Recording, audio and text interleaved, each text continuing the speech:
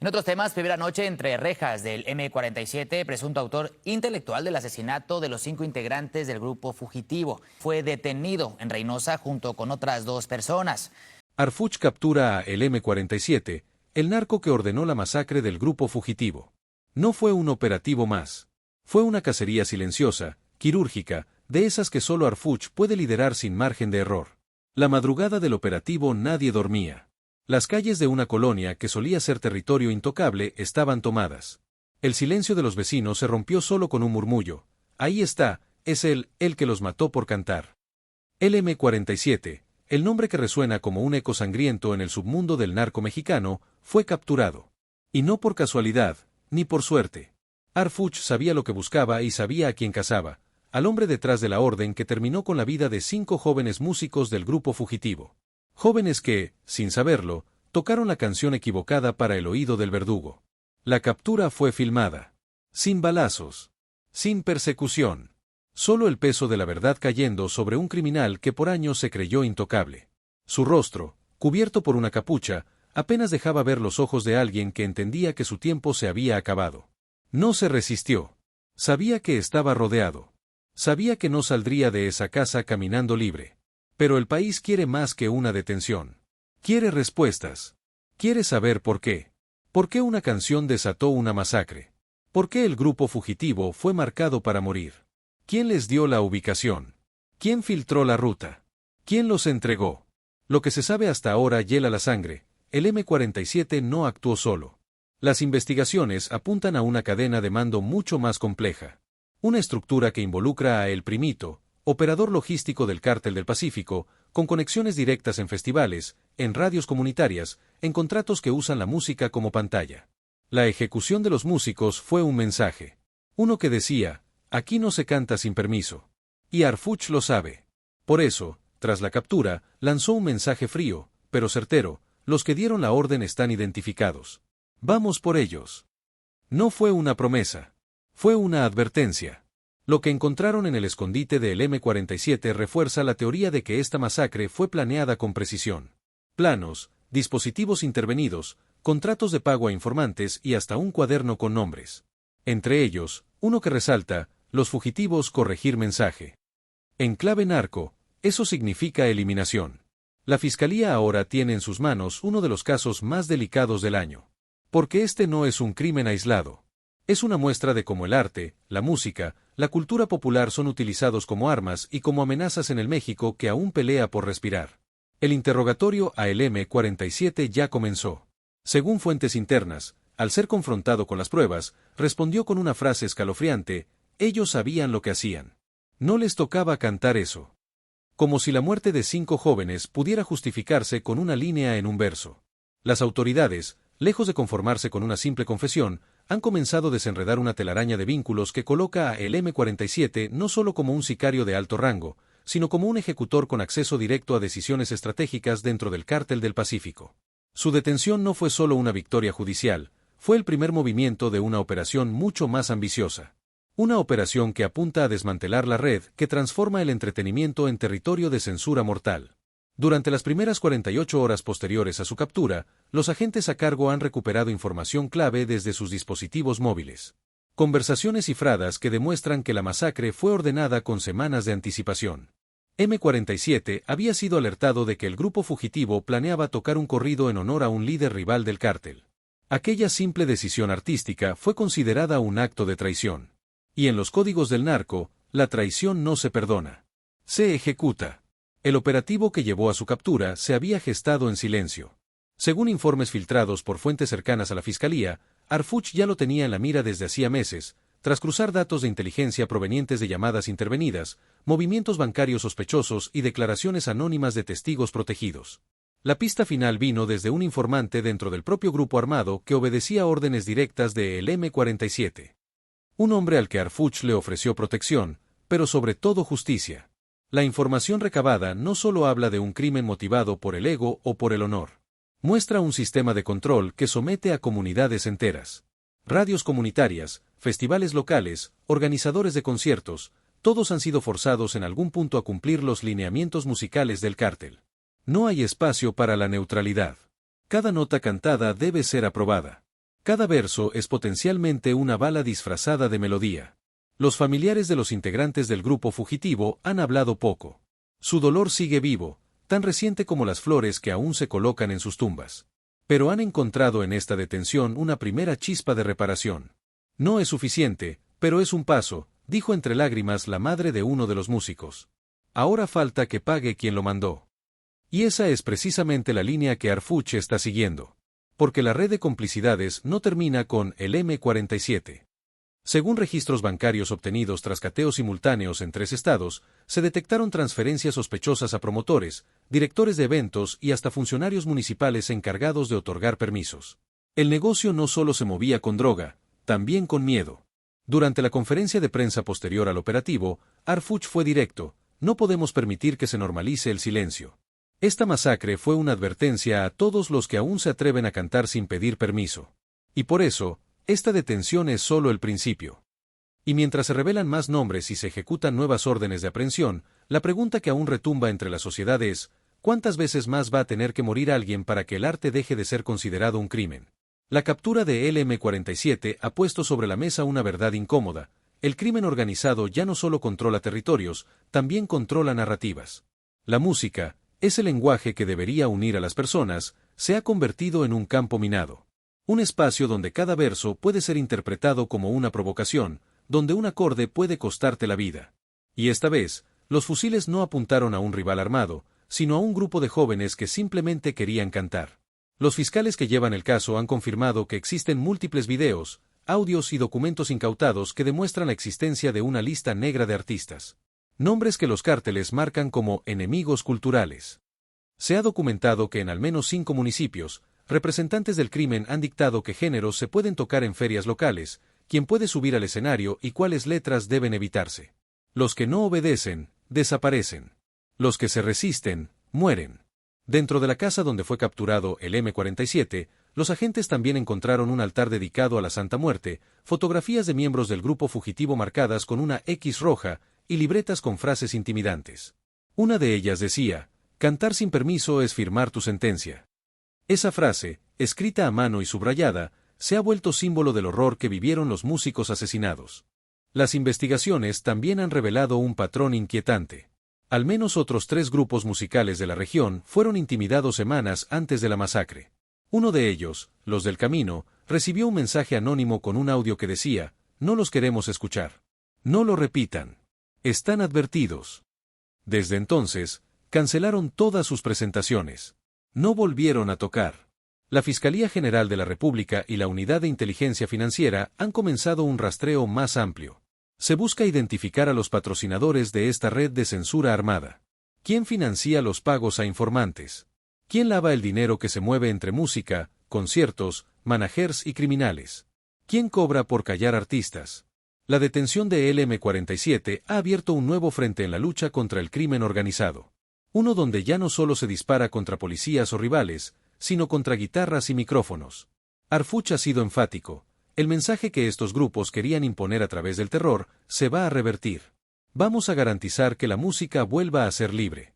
Y vamos a encarcelar a cada uno de los que intentaron matar esa libertad. Pero el camino será largo. Mientras el caso avanza en tribunales, se prevé que más músicos salgan a hablar, que más familiares denuncien amenazas, que más productores rompan el silencio, y que por fin, el país empiece a mirar el rostro oculto de una guerra que no solo se libra en las calles, sino también en los escenarios. Y en medio de esta maraña de sangre, control y silencio forzado, surge una verdad que no puede seguir escondida: los escenarios ya no son solo lugares de entretenimiento, sino trincheras en una guerra no declarada. Cada artista que pisa una tarima lo hace con la sombra de una amenaza latente. Y cada acorde que suena en el aire puede convertirse en sentencia si no obedece las reglas impuestas desde las sombras. La Fiscalía ha empezado a tratar estos casos como lo que realmente son: crímenes de lesa humanidad. Porque no se trata solo de asesinatos individuales, sino de un patrón sistemático de represión cultural. El expediente de M47 será uno de los primeros en incluir como agravante la censura violenta, un término que hasta ahora parecía reservado para dictaduras lejanas, pero que hoy es una realidad palpable en el corazón de México. Los testimonios que han empezado a salir son estremecedores. Un organizador de eventos confesó que tuvo que pagar cuota de repertorio para evitar que su festival fuera interrumpido por hombres armados. Un productor musical de la zona reveló que muchos estudios independientes han cerrado, no por falta de dinero, sino por miedo. Y una joven cantante, cuya identidad se mantiene protegida, contó cómo abandonó la música después de recibir una bala envuelta en una servilleta con su nombre escrito. Estos actos no solo matan cuerpos, matan sueños. Y Arfuch lo sabe. Por eso, tras la detención de el M47, ha impulsado un nuevo protocolo nacional para la protección de músicos y artistas amenazados por el crimen organizado. Bajo el nombre de Libertad Sonora, esta iniciativa busca crear una red de apoyo entre gobiernos locales, estatales y federales para brindar protección inmediata a quienes denuncien presiones, censura o amenazas vinculadas a su expresión artística. El operativo que llevó a la captura de este verdugo no fue casualidad. Fue el resultado de meses de trabajo conjunto entre inteligencia militar, policía cibernética y fuerzas locales. Una operación quirúrgica que demostró que, cuando se quiere, se puede. Pero también dejó claro que mientras se detiene a uno, hay 10 más esperando su turno. Porque esto no se trata de una persona, se trata de un sistema podrido que permite que el arte sea manipulado, condicionado y castigado. Y ahí es donde entra la sociedad. Porque mientras se mantenga el silencio, ellos seguirán decidiendo quién vive y quién muere por una canción. Mientras se normalicen los avisos, los consejos y las advertencias, seguirá muriendo la libertad cultural de un país que alguna vez cantó con orgullo. Este caso es una advertencia, pero también una oportunidad. Una oportunidad para despertar, para exigir que el arte vuelva a ser intocable, para defender a quienes con su voz intentan narrar la realidad que muchos prefieren ignorar. El crimen organizado ya no se conforma con controlar las calles, ahora quiere controlar la cultura, la memoria y la identidad de un pueblo. Pero esa batalla aún se puede ganar. La herida que dejó el M47 no es solo individual, es colectiva. Porque cuando 5 músicos mueren por lo que cantan, el mensaje es claro, nadie está a salvo. El miedo se extiende más allá de León, de Guanajuato o de un corrido mal visto. Se cuela en cada ensayo de barrio, en cada joven que sueña con grabar su primer tema, en cada comunidad que intenta contar su propia historia sin pedir permiso. Y eso es lo más grave, que ya no se necesita una bala para censurar. Basta una amenaza. Basta el ejemplo brutal de lo que pasa cuando alguien se atreve a cruzar la línea invisible que dibujan los cárteles en el arte. Muchos aún se preguntan, ¿por qué un grupo como el Grupo Fugitivo? ¿Qué tenían en su canción que desató semejante masacre? ¿Fue solo un verso, una palabra, un nombre mal dicho? ¿O fue simplemente el acto de no obedecer, de seguir cantando sin arrodillarse? Porque eso es lo que realmente molesta al narco, perder el control. Y en una tierra donde la música es resistencia, cada nota puede volverse un acto de rebeldía. La autopsia reveló que las víctimas fueron asesinadas con saña. No hubo ejecuciones rápidas. Hubo castigo, hubo mensaje. Un estilo que recuerda a los viejos códigos del crimen organizado, donde cada muerto tiene un simbolismo. Donde el cuerpo no solo cae, también comunica. Y esta vez, el mensaje fue uno: así acaban los que no se alinean. La Fiscalía ha encontrado vínculos entre el M47 y varios alcaldes del estado. Al parecer, existía una red de protección que no solo permitía sus movimientos, sino que también financiaba eventos donde se promovía el narcofolclore y se vigilaba que artistas eran seguros y cuáles no. Esto podría escalar hasta convertirse en uno de los escándalos políticos más grandes del sexenio, si las conexiones llegan a confirmarse. Pero la sociedad también está respondiendo. En ciudades como Salamanca, Irapuato y Celaya se han comenzado a organizar festivales por la libertad musical. Artistas, productores, activistas y ciudadanos comunes se están uniendo para exigir justicia no solo por los músicos asesinados, sino por el derecho a expresarse sin miedo. Un movimiento que, poco a poco, comienza a crecer. La captura de M47 puede ser un punto de inflexión. Pero también puede ser otro caso que se diluye con el tiempo si no se mantiene la presión. Porque no basta con atrapar al verdugo. Hay que desmontar la maquinaria que le dio poder. Y esa maquinaria, tristemente, no se limita a las armas o a las drogas. Incluye despachos, oficinas, contratos, favores, silencios comprados. La historia detrás de M47 no termina con su captura. Apenas empieza. Porque ahora viene lo más difícil: romper el pacto de silencio que ha protegido a quienes lo respaldaron desde las sombras. Este narco no actuaba solo. Nunca lo hizo. Tenía una red operativa que incluía informantes en corporaciones de seguridad, contactos dentro de ayuntamientos y cómplices entre empresarios del espectáculo. Su poder no venía solo de las armas, sino del miedo estructurado, del dinero que fluía a través de conciertos, de la influencia que se extendía como una plaga silenciosa. La unidad de inteligencia financiera, tras la presión mediática generada por esta captura, abrió al menos 9 carpetas nuevas relacionadas con el lavado de dinero vinculado al entorno de el M47. Y lo que se ha encontrado es más alarmante de lo esperado: contratos públicos adjudicados a empresas fachada que organizaban eventos musicales en todo el Bajío. Festivales donde se lavaba efectivo, se pactaban rutas de distribución de droga y se decidía, canción por canción, que podía sonar y que no. Hay incluso reportes de artistas que recibían pagos por cantar temas específicos que exaltaban a ciertas figuras del crimen organizado. No era solo censura. Era propaganda. El narco se volvió promotor, curador, censurador y verdugo del arte en su territorio. La industria musical, o al menos parte de ella, se convirtió en una extensión del brazo ideológico de los cárteles. Un fenómeno que hasta ahora no había sido documentado con tanta claridad como en este caso. El arresto de el M47 representa también una oportunidad para abrir un debate urgente: ¿cómo se protege la libertad creativa en un país donde las balas definen la línea editorial de una canción? ¿Cómo se recuperan los espacios culturales contaminados por el miedo y la extorsión? ¿Cómo se evita que las nuevas generaciones normalicen la autocensura como forma de sobrevivencia? Harfuch ha prometido una limpieza profunda. Pero no basta con promesas. Se necesita un cambio de raíz. Una reforma que no solo castigue a los criminales, sino que proteja activamente a los creadores. Que garantice que ningún artista tenga que pensar 2 veces antes de escribir un verso. Que devuelva a los escenarios su función original: ser lugares donde la gente se expresa, no donde se arrodilla. La figura de el M47 también revela algo mucho más profundo: la mutación del crimen organizado. Ya no estamos frente al narco tradicional que operaba desde las sombras. Hoy, estas figuras se construyen como personajes públicos.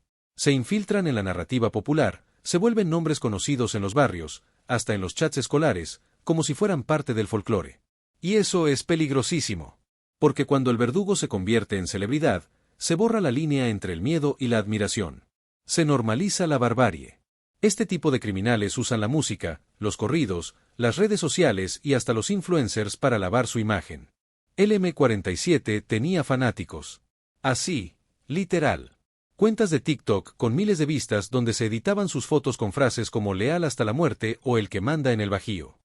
Memes, apodos, videos filtrados con supuestas fiestas en ranchos donde se le veía rodeado de músicos. Y aunque muchos sabían la verdad, pocos se atrevían a decirla. ¿Por qué? Porque el miedo no es una emoción abstracta en estos contextos. Es una política diaria. Si hablas, desapareces. Si denuncias, te queman la casa. Si grabas, no vuelves. Y así se va tejiendo una red invisible donde todos ven, pero nadie dice nada. Donde el silencio se vuelve más fuerte que las leyes. Donde la justicia se convierte en excepción. La masacre del grupo fugitivo fue una línea roja. Un punto de no retorno. Y la detención de el M47 representa la posibilidad de romper con esa narrativa. Pero no basta con meterlo a prisión. Hay que reescribir la historia. Hay que devolverle la dignidad a los muertos. Nombrarlos. Recordarlos no como víctimas, sino como voces que el crimen no pudo silenciar del todo. Porque su música sigue. Porque su legado no es el miedo, es el eco. Desde la cárcel, el M47 ya ha empezado a hablar. Se han filtrado detalles sobre sus vínculos con otros capós, con mandos policiales y hasta con figuras del espectáculo. Al parecer, no solo ordenaba ejecuciones. También financiaba eventos. Elegía artistas. Vetaba letras. Según algunos informes, incluso tenía una lista negra con nombres de grupos que no podían volver a pisar ciertas plazas. El caso está creciendo. Y como siempre pasa en estos casos, cuanto más se escarba, más pudre el aire. Harfuch ya dejó entrever que vendrán más detenciones. Que hay empresarios, políticos y agentes aún activos bajo investigación. Que lo de el M47 es apenas la punta del iceberg. Un símbolo de un problema estructural: la narcoindustria del entretenimiento. Este video es un testimonio. De lo que pasó. De lo que sigue pasando. Y de lo que no debe repetirse. Porque si dejamos que la historia se apague, entonces ellos ganan. Pero si la contamos, si la gritamos, si la compartimos, entonces los que murieron por cantar no murieron en vano. Gracias por haber llegado hasta el final de este video. Hoy no solo contamos una captura. Hoy narramos una advertencia. Porque mientras los verdugos se sienten intocables, mientras la cultura del miedo domina escenarios y calles, necesitamos más que nunca abrir los ojos, hablar fuerte y exigir justicia. Si este caso te impactó tanto como a nosotros, No te vayas sin suscribirte al canal y activar la campanita. Aquí seguimos cada paso, cada verdad, cada historia que el poder quiere enterrar. Comparte este video con quienes aún creen que la música no debería costarte la vida. Y recuerda, mientras haya voces dispuestas a contar lo que pasa, ninguna bala podrá silenciar la verdad.